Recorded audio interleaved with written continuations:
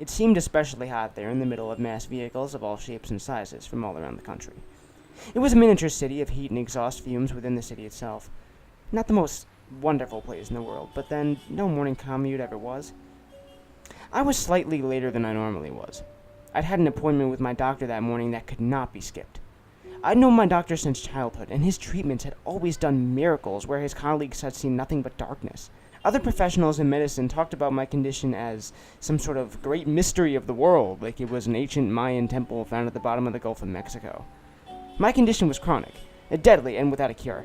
Or at least, no cure until my doctor begun treating me. The traffic had moved forward a few yards, and I almost started to hope whatever had caused the gridlock had gone away.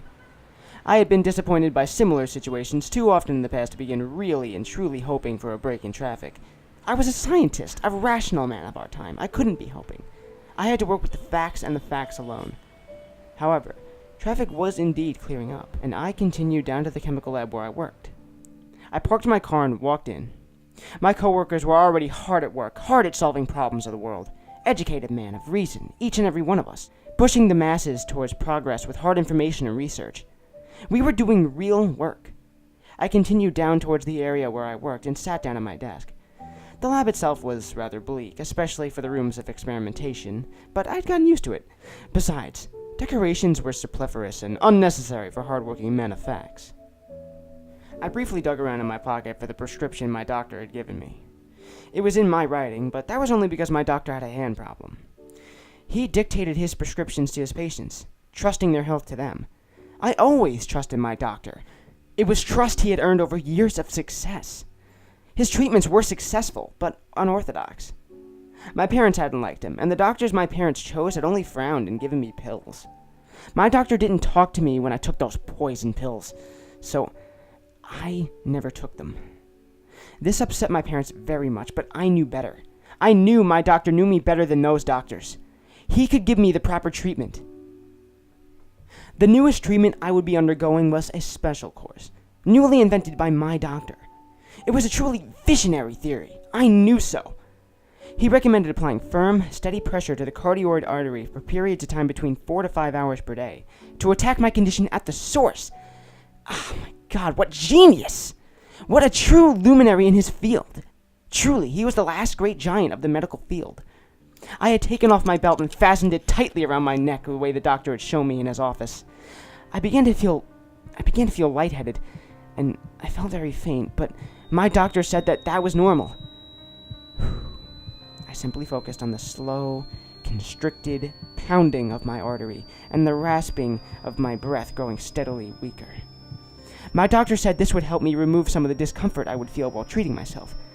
My vision was just going black, as my doctor said it would, when I noticed several of my coworkers rushing at my desk and fiddling with the belt. Why? Why must these people interfere with genius? I woke up in the hospital again. I don't like the hospital. The beds are so much less comfortable than they are in the asylum. From what I could gather, I had somehow gotten a belt into my room and was trying to kill myself with it. I had been saved just in time by the assistants at the asylum. I tried explaining to the nurse what was really happening, but she wouldn't listen. I toned it down and asked a little more about what I had talked about while I was delusional. As if men of science and reason can be deluded. She told me I had thought I was at a chemical lab where I used to work, and all the assistants at the asylum could gather. That was new. I don't remember going back there after my appointment with my doctor. It must have been a trick. Just one more method those assistants had thought of to try and get me to swallow that poison. The nurse handed me a pill and a glass of water. I held the pill in my mouth and pretended to swallow it like always. Then laid back in the bed until the nurse was satisfied. I spit out the pill as soon as she left. I sat up in bed and stomped it to dust, so they would never suspect I had guessed it. Their trick of trying to poison me. Everything else was the same. My doctor's genius would never be appreciated.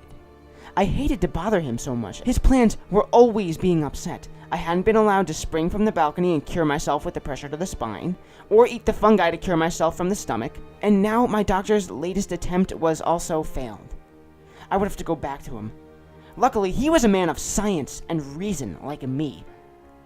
Neither of us would stop until we had our cure.